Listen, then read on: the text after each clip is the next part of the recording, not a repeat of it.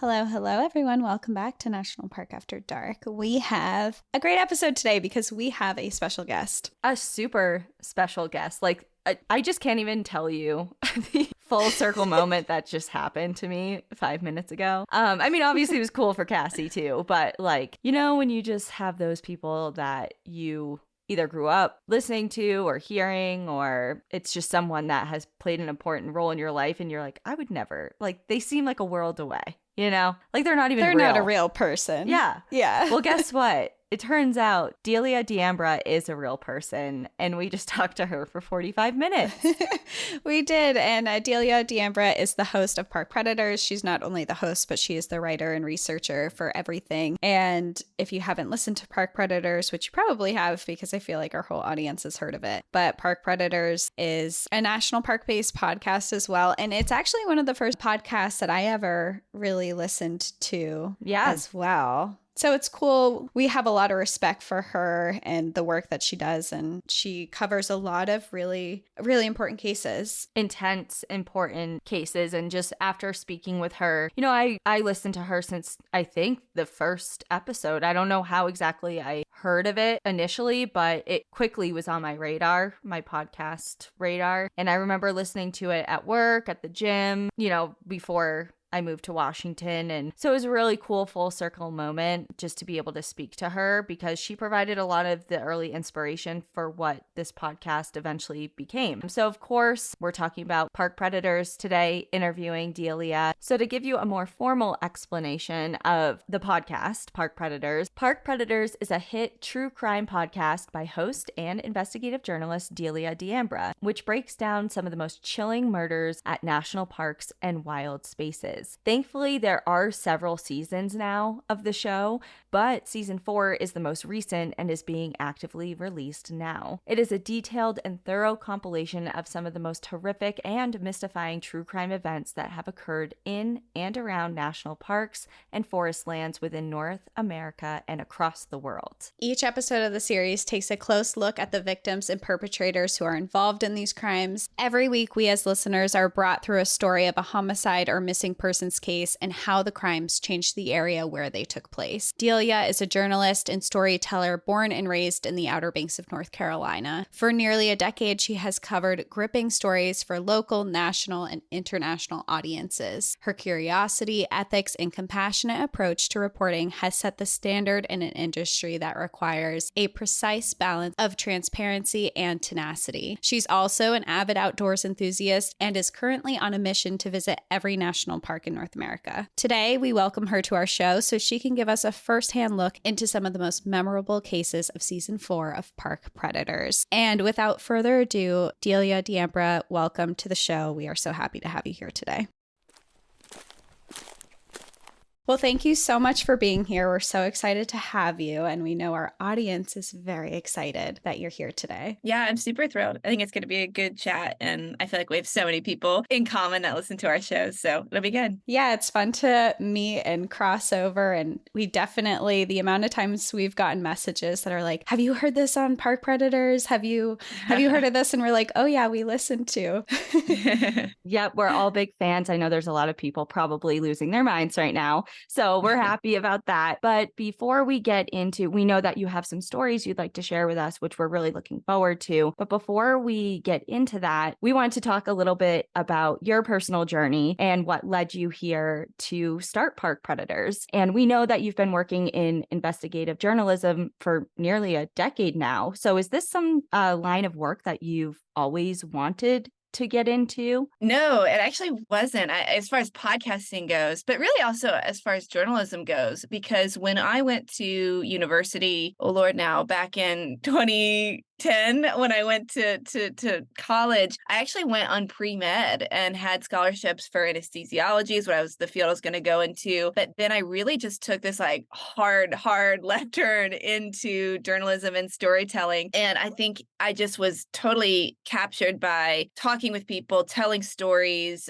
learning, and just constantly being on that journey. And so that's where I really had this love of journalism. But I graduated and I went into broadcast TV journalism. I was also working in sports arenas and for sports teams at the time. So yeah, that passion for journalism, I think, really blossomed as I was coming into those kind of formative years of figuring out like, what am I going to do with a career? Like how am I going to do this professionally? But as far as like crime stories, that just became essentially part of the job. Like when you are an on the ground like field reporter, particularly in local news, like that is what you're covering multiple times a day, multiple different types of crime stories. So all of that just kind of gave me that experience and really put me on this trajectory to be doing like investigative work, but also just like getting really good at finding information and talking with people and doing interviews and crafting stories. So that's really where that started. And then in 2018, when I created Counterclock, which is the other show that I host and produce for AudioChuck,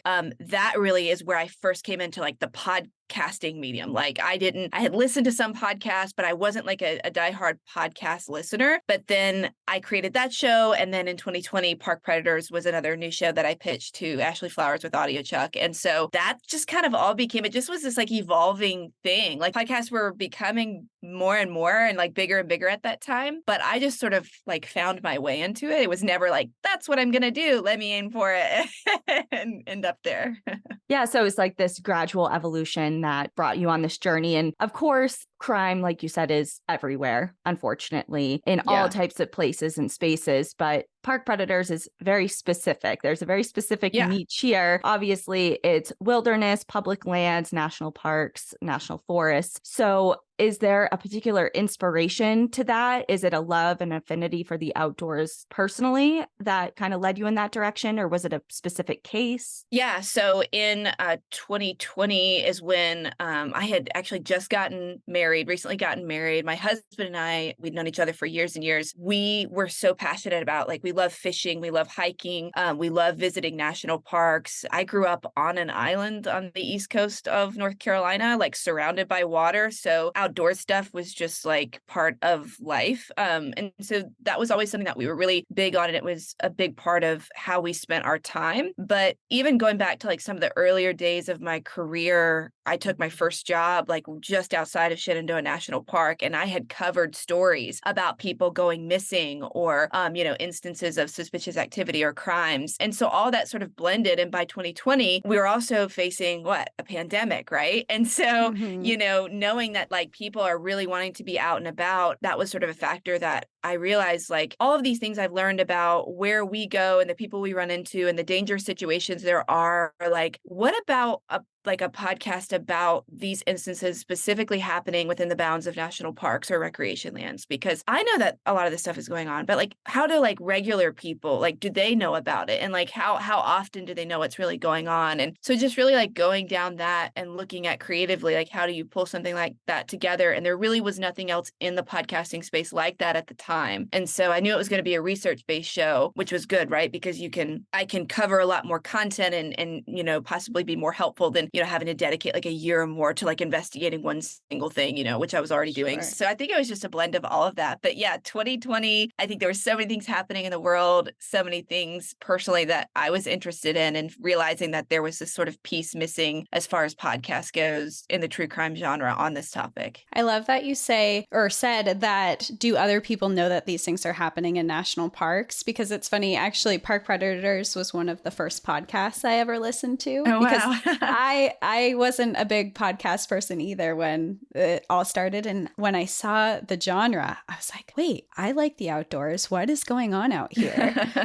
Yeah. So I love that you said that, because I feel like that was targeted to people like me. I'm like, hold on, what is happening? And then it made me think a little bit more while I was out there of these things that were happening there. And when you say that you started this, and obviously you were researching there and you were already covering stories there, was there a specific case that happened that you were like, I should start a podcast? Or was it just the overall being out there and covering ongoing cases? Yeah, I mean, it really was a lot of like the missing persons cases. I mean, I probably did like half a dozen of those. And they were often people from all walks of life. So there was really nothing that I was like, oh, there's a pattern here. That was just really, it was intriguing. And then, some of those ended with, people choosing to take that path for themselves to disappear willingly or in their life, but others are still kind of open-ended. And I know kind of in the newsroom that I was working in at the time, the 1996 case of the two women hikers in Shenandoah National Park, it was actually the hikers episode. I think it was season 1 of Park Predators. That was always kind of like this sort of,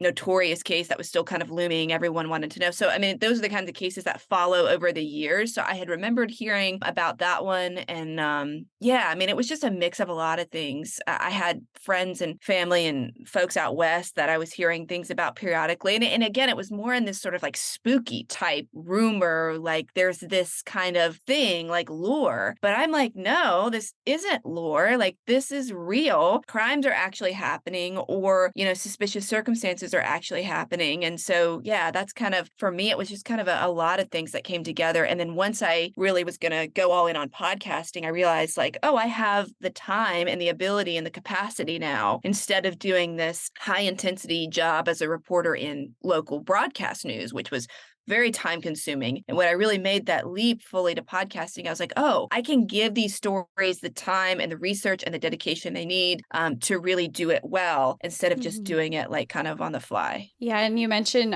Julie and Lolly in Shenandoah National Park. And I think that one hit a lot of hearts because you say lore, and I think that there was a lot of like headlines that were clickbait almost to try and get people to look into it. But then when you actually, and I did listen to the episode that you covered 2 of them, and we've talked about them on our podcast too, when you actually look into Julie and Lolly, they're such relatable people. And hearing their story was like, wow, I feel like these people would have been my friends, and they're the type of stories that just like really touch your heart. Yeah. And I think too, their case, as well as other cases that kind of fall into this chasm of, the 90s and even the 80s to some extent, where DNA, forensic, investigating these kinds of things by even law enforcement agencies wasn't then what it is now. And also when you think about the jurisdictional issues that can plague cases like this, so the transition between local, state, and possibly federal authorities and search and rescue and all sorts of stuff, there's just, I can definitely tell from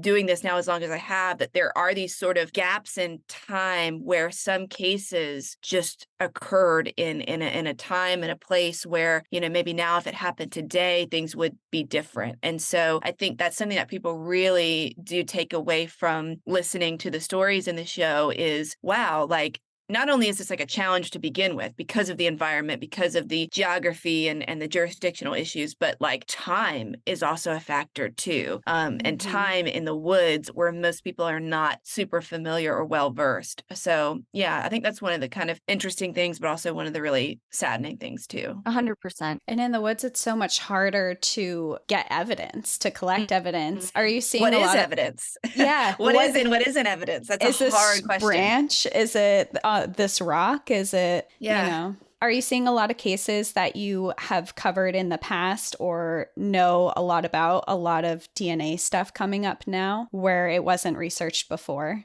I definitely think that there's possibility. So for some of the cases, I think the Isle was one of the cases from last season where there is like a new cold case detective, for example, or a current investigator who's like looking back and like actively having things retested because they are up to date on what can be done. So that, like, to me, like that's really exciting, right? But there are some of those cases where, there isn't much there left because of either what was collected or what wasn't collected. But I think a lot of the ones that I've covered, there are some that are still open-ended, which again is like push for information, right? Like push for people and things that maybe could get it to that point. So that's also something that I think I really try and utilize the show platform for, is if there is still information wanted or stuff sought, that gets out there and possibly in the right ears of the right person. Like you just have no idea the power that one podcast episode could have. And it could just like go through the grapevine and actually end up with someone that's really important to the case. So I know that that's meant a lot to the episodes in which I've worked with families. Again, a lot of the content is research-based, but there is a significant number of episodes that I have actually done interviews, maybe not use the audio, but I've done interviews to kind of fill the gaps in the story with family members or friends. And those people are usually always down, right? Because they're like, please, we don't have any other option at this point. So that's kind of encouraging. Absolutely. And so we are here to talk primarily about season 4, your latest season of Park Predators, but clearly you've investigated many, many different stories. So before we kind of dive into some particular cases within this season, I was just curious, is there a particular case,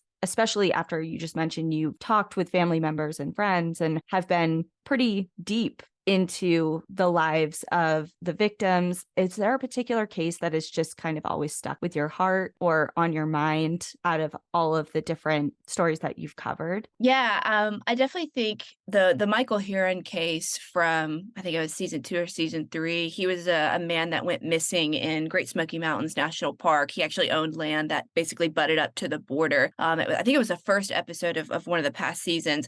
That one has really stuck with me, mostly because it's a missing person, right? Like there's this assumption that yes, he's likely deceased at this point, but there are just so many odd things about the circumstances surrounding his disappearance and who he may or may not have come in contact with. The fact that he was riding a four-wheeler and the four-wheeler's found and he's not found. But interviewing his son was just something that I don't think I'll ever forget, because his son was on the searches for his dad and was part of the groups finding these clues along the way. And just really hearing his passion for trying to figure out like what happened to his father, but also just his, I don't know, I just think his love and the remembrance and the legacy of his dad that he really tries to keep alive. I think they did some walks and things in his honor. So that one really, I think that one really has stuck with me, but it's probably because it's open-ended, you know, and I think that we're all sort of like, what? How is there not an answer? That one's definitely been one that's stuck with me. But another one that hit me super hard, and I didn't know it would, was the Amazon. It's from this season, and it's about a journalist and a conservationist. One was from the UK, one was from the Amazon, and just they died or were killed while doing a sort of a tour of the Amazon. They were killed by illegal fishermen. That trial's like still ongoing. But just again, just like learning the intimacies of these people's lives and like who they really were and what they were doing and why it was making such a huge difference. And then to have their lives cut short by people who were doing wrong things in like protected lands who should not have been. That to me, I was like, man, and just knowing that like, yes, their legacies will live on in their deaths, but at the same time, like how much good they could have done for the world, and like people need to know them and remember them. And so that one, like to me, when I finished writing it and it went out, I was like, wow, this hits hard for some reason. It just does. And maybe it's because I'm a journalist and I don't know, but that one was definitely pretty big for me. I just listened to that episode and I feel the same way after, like the way that you described it, how hard it hit you. Just hearing about people who are so passionate about conservation and out there doing these wonderful, beautiful things, to have their life taken away from them for essentially probably a money grab. Yeah. People are trying to make money, and while they're trying to do something that's saving the planet and helping people and doing these beautiful things, and to see that is just, it's really devastating. And I literally just listened to that episode. So it's fresh on the mind. It is. Yeah. Yeah, it is. And I probably wrote that episode like months and months ago at this point, but like when they finally come out, I'm like, oh gosh, this is so, like, I forgot like how important this was. And I think that's another piece of this whole thing too. And I try and touch on it throughout the show episodes as I can, is the people that are really passionate about, you know, protecting parks or working in parks. I've done a couple episodes on park rangers that have been killed in the line of duty, or again, conservationists or what have you. And I think it's even more heartbreaking because these are the people who know these places the best. Like they are probably what most people would see as the most prepared and the most like, you know, passionate. And so when you see someone like that become a victim of a terrible crime or a killer or something like that, I'm just like, oh man, like the rest of us don't stand a chance. Like that sounds terrible. Like that's a, you know, I don't want to sound like paranoid in that, but I just think that that's something to really think about too, is that even the best of those can like succumb to these like terrible tragedies.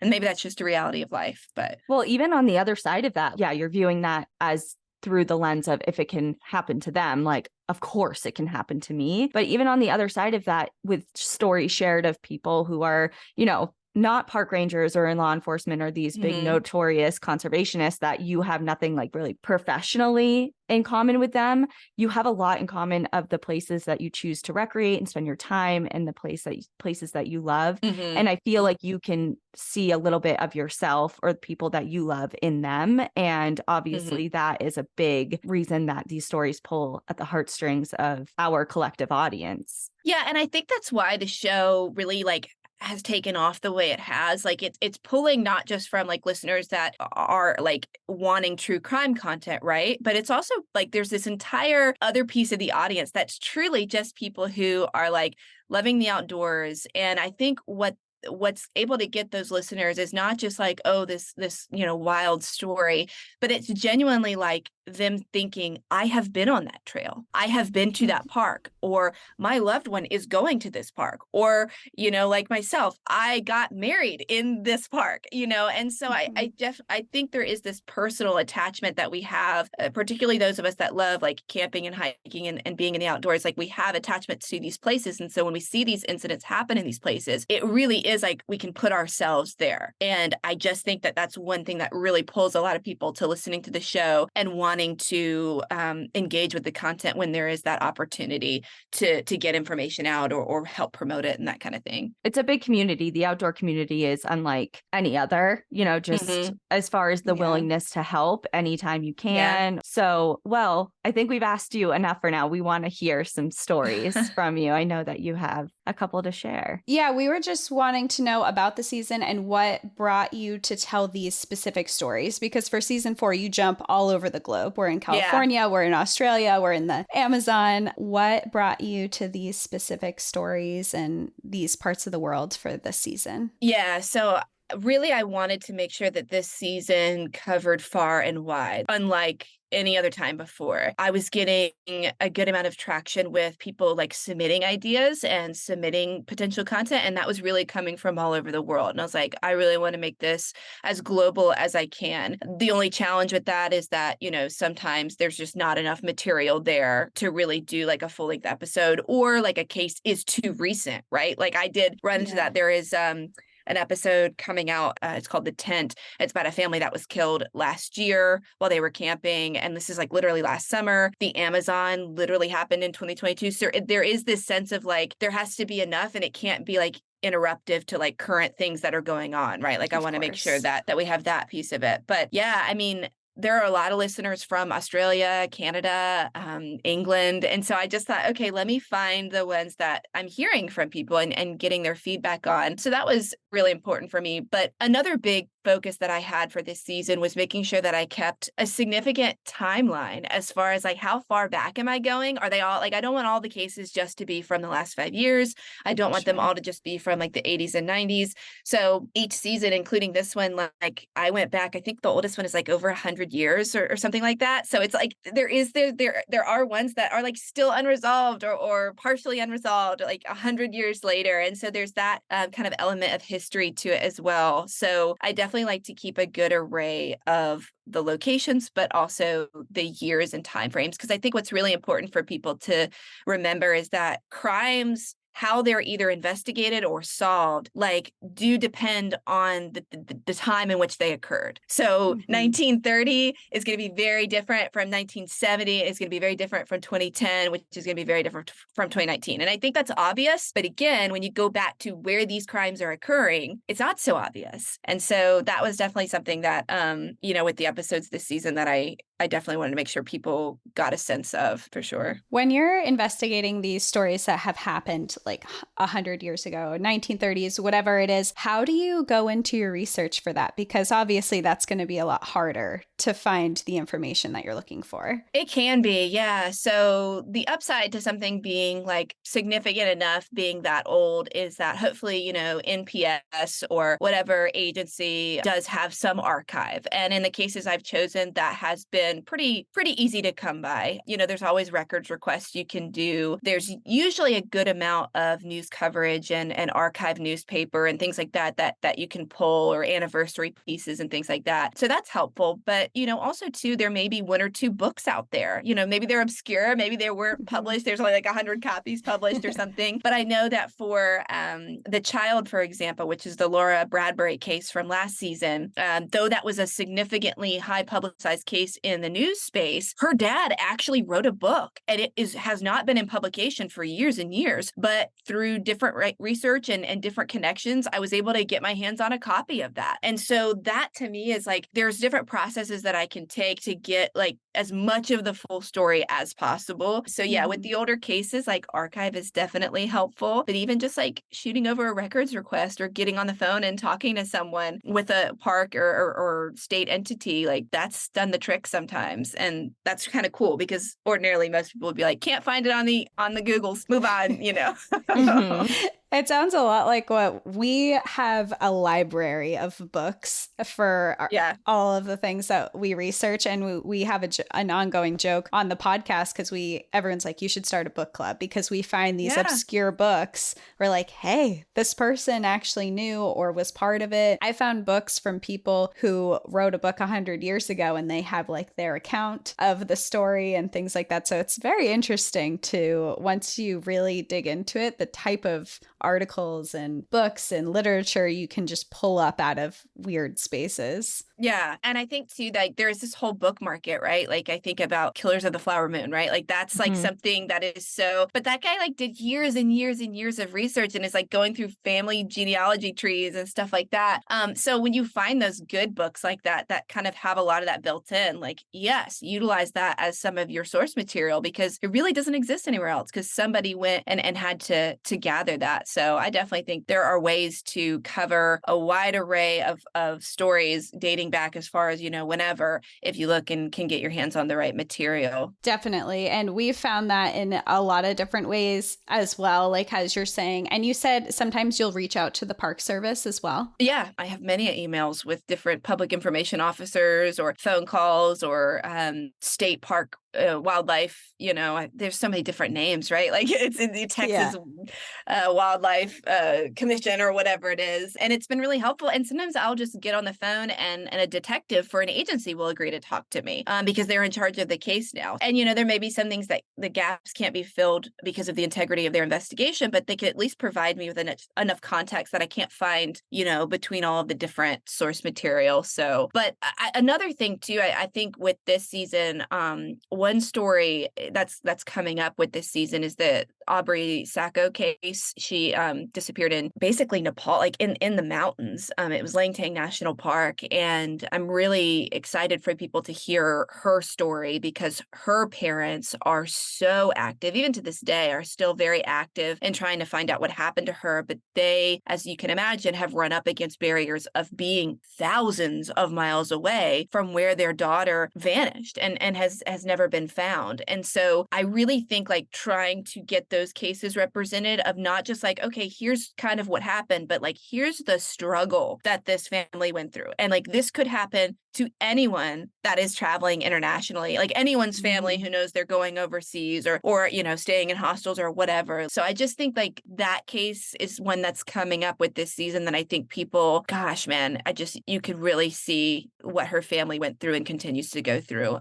So that's one that I think is really one that people will engage with, I'm pretty sure. We've heard of her case before too, actually. So we know exactly what you're talking about. We've had people write in about it and how it hasn't been solved. People have sent in videos of her singing because she was a big singer, and we're definitely familiar with that one. So it's great that you're covering it on the season. When you work with these families and you talk to these families, I guess for us, like when we have researched these really difficult cases and we see what families are going through, it's pretty hard. It's hard to see, how does it affect you when you research these? I mean, I dedicate like a whole day or two just to like, okay, today I'm just going to work on park predators because it's really heavy and I need to take a break here or there. But I find myself with the mix of determination and like a little bit of anger, like, because I do see like this process should not be this way, or this should not be this way. Like you kind of have the sense of like, man, I wish I could like retroactively go back and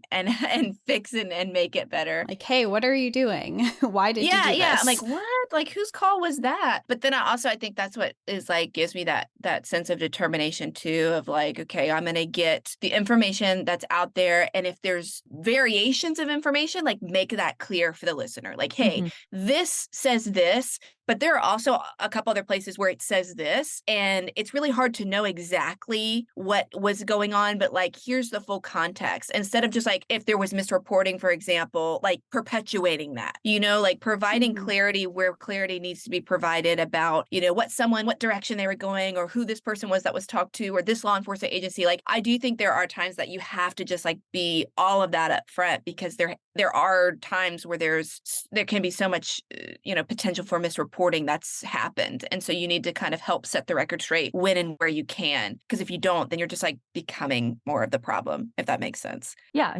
You're inserting yourself into this perpetual cycle. It's like, I'm not saying this is exactly because I know and I was there, but here's what all of these reputable, credible sources are saying. And there's sometimes contradictions. And like, so what does that mean? Like, is there language barrier an issue? Is there jurisdictional issues? Was someone misquoted? Like, all that kind of stuff. Right. And it seems, it's obvious to us that you have a huge passion for every case that you cover, every story that you share with everyone. And when Cassie and I started National Park After Dark, we just had a goal of inspiring people to get outdoors, appreciate nature, and respect wildlife, and hopefully an inspiration to travel to some new places. What is if you had to boil it down to one goal for Park Predators, what would that be? I think it would be for people to remember these individuals, remember their lives, remember their stories, and in whatever way possible, better prepare themselves for being in the outdoors and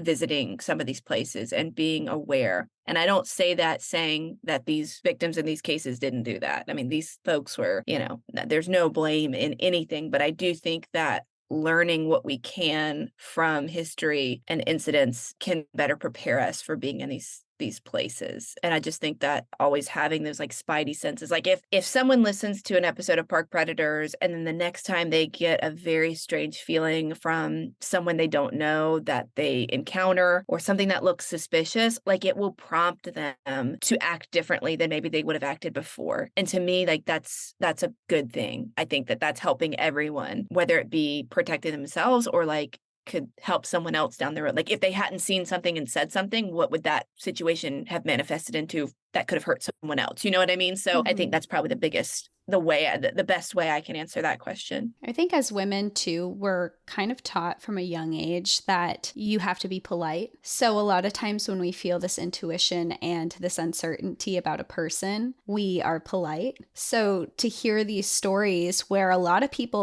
they're just polite to these people who they feel threatened by because that's what we've always been taught to be. And to hear these situations where it's like, maybe I shouldn't be polite. Maybe I should be angry or leave or get out of those situations, and to really listen to your intuition. I know for me, I've listened to episodes where you hear stories where people encounter these really scary people, and now when I'm out and I start feeling these weird feelings and I've come across people that make me uncomfortable, I'm like, I need to get out of this situation. Whereas I've also found myself in the same situations where I've been polite and stayed and talked to them instead. And I do go back to hearing other stories and like, hold on a second, like what could potentially happen here? Yeah, I think it's really important for people to, particularly young women or anyone that would be viewed, as more vulnerable, right? Like just to remember those basic things. And I've said this before in other interviews, is even just utilizing things like the buddy system, right? Like, in some of the cases there were multiple victims. So I'm not saying that that's foolproof, but like utilizing the buddy system, not remaining in a situation that you feel uncomfortable in, and not having this false sense of security in, oh, we're all in this together. We're all at this park together. We all love this one place. Like these are total strangers strangers I don't know, but I'm just going to trust them because we all have this mutual like happiness.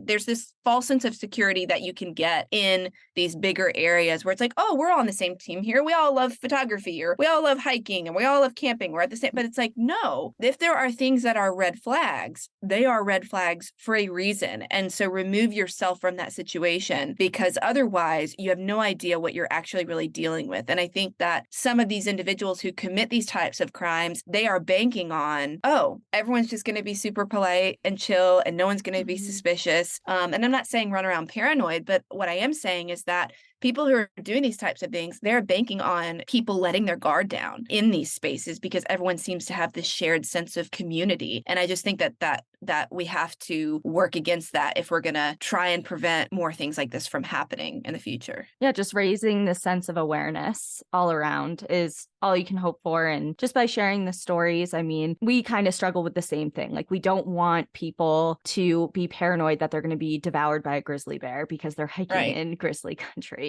You know, like, we just want people to think twice and be aware and just be more cautious of their surroundings, and while simultaneously enjoying themselves. And we found that through sharing darker sided stories or dark history stories, we found an overwhelmingly positive response to that in a space that it could have potentially gone the other way, of people being frightened and scared and reluctant. And we're really happy that we found the opposite to be overwhelmingly true. But to kind of like lighten this up towards the end, I know like we got pretty heavy a little bit, as this content can obviously be. We know that you're on a mission of your own to visit all the national parks in the United States. So congrats. How far along are you? Are you keeping track? Gosh. Yes, we are. Well, it's weird because I was keeping track before I met my husband, and now we are like keeping track together. So I think there's been some overlap. So I got to go back and double check like what's our list, because we do actually love national parks, but I'm also like, I love national forests. I love like state parks as well. So I have probably been to close to 100, but of the combination of those two, like probably in the last 6 or 7 years, I want to say, just because every time I go to like a new city for work or whatever, I like jet to the nearest park, outdoor like landscape. And so I cannot be in the city or city place for super long without finding like the nearest thing. And thankfully there's usually like state parks or things like that nearby. But I really want to go. One of my main goals, I almost got married in Banff in Canada. I really want to go there. But of course the pandemic made things, that was like, we were planning it. And then it was like, oh no. Oh no. Yeah. So I know. So they can't go to Canada. But yeah, that's kind of next on our bucket list. There's just so many, right? Like there's just a lot. And it's funny because I feel like when I cover these stories and I research them so thoroughly, I almost feel like I have been there, even though I haven't. Like there's a part of it's like, I know this. So when I can go to the ones I want to visit, I'll be very well versed. But yeah, I seem to really like the ones that are not where I like. So I live in coastal area. I grew up on coastal areas. So I tend to find myself more drawn to like, you know, thick woods, like backcountry, like, you know, mountains, because it's so different than what I grew up with and like where I'm living now. So I really do. And my husband enjoys that too. So we have a little boy now. He's almost a year and a half. So he's with us in the baby Bjorn. So that's going to kind of like probably change a little bit of where we can visit and for how long. Move a little slower. Yeah. Like we got to pick our hikes a little bit more carefully now. No like major switchbacks, because that'll just be exhausting carrying. You'll be carrying. Got some extra weight in your pack now. People do it though. I love it. I love when I see like on Instagram or wherever these folks just, or even like, you know, parents doing it, single parents or whatever, like they got multiple kids. I'm like, yes, go for it. Like they got everything. I don't know. I think it's awesome, but it's not on my plate for right now. I saw someone this winter. I was cross country skiing and I saw this woman, and she had her kid who was probably like a year old, and she was cross country skiing with them, and she had a whole like contraption. I don't know what it was, but it was it was like a baby carriage on skis that she was going uphill with, downhill with. It's like, amazing. You are badass.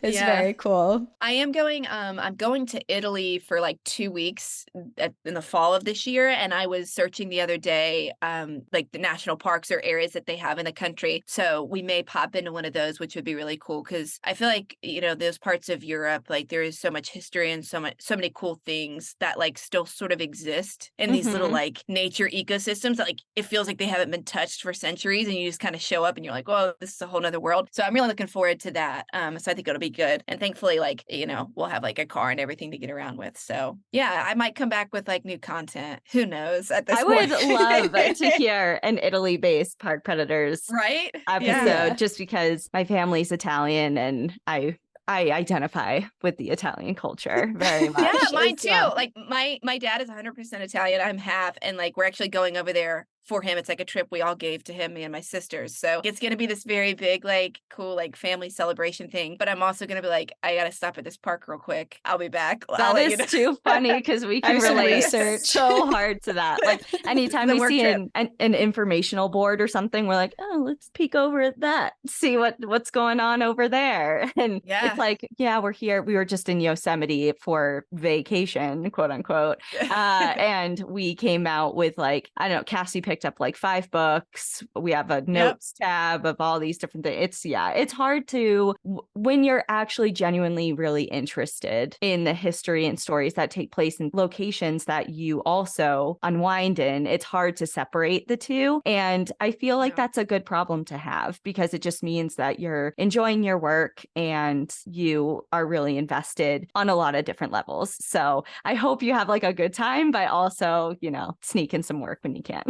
I know, yeah. And I think a part of it too, it goes back to like we all really love parks and the outdoors, but there are people that are in these places who aren't. Like they're there doing destructive behavior. They're not, like, they don't have appreciation. And so whenever I can, I don't know, rope in my family or friends to like feel the way I feel when they see someone or something like that, they're like, oh yeah, that doesn't belong. I'm like, yes, I know. Like, thank Right. you. Like, I'm Thank not you the for only one. noticing. Yeah. So that's a part of it for me too. So Awesome. Well, thank you so much, Delia, for coming. It's definitely Yeah. a full circle moment. I mean, Cassie mentioned she wasn't a big podcast listener when we went on this journey, but I have always been I love podcasts, and I had listened. I was in the animal hospital in surgery. I was a surgical tech, you know, doing anesthesia and roping the doctors into listening to your episodes when we were in surgery. And so to just be able to have the opportunity to sit down with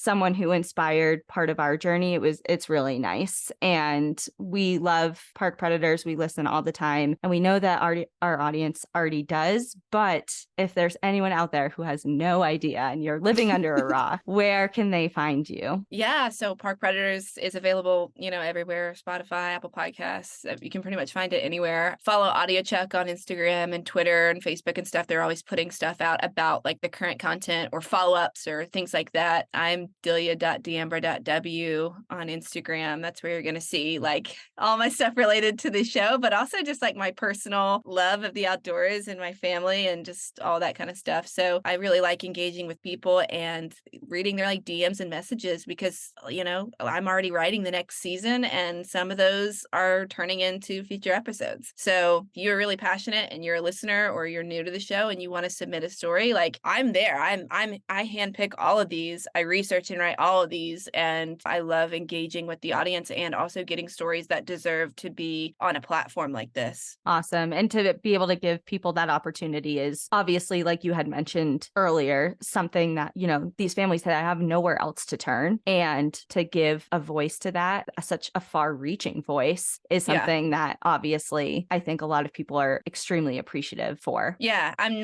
this show is not for entertainment. It is not for, you know, glorifying anything about these crimes. I'm genuinely trying to help the ones that I can help and correct or make informed narratives about the ones that perhaps haven't been like fully put out there in their full context. So I think it's really important when people can engage like that. And I certainly want to help however I can. And the season right now, season 4 is ongoing, and there's episodes being released every week. Currently, how many episodes are in season 4? There are 15. It spans the whole summer. So it's like Memorial Day all the way through through like the end of August. New ones every Tuesday. And I'm just really glad because I feel like the summertime is such a, like, there is a timing to putting things out, right? Like, just so that people will listen and be engaged. But people like come back summer after summer for this show. And I'm so glad it spans the time frame that it does, because I feel like you get the most engagement and the stories get the most exposure. Absolutely. Cool. Well, thank you again for being here. We really appreciate it. It was a pleasure talking to you, and hopefully we can connect again soon. Yeah. Awesome. Thanks for having me. Yeah, thank you so much.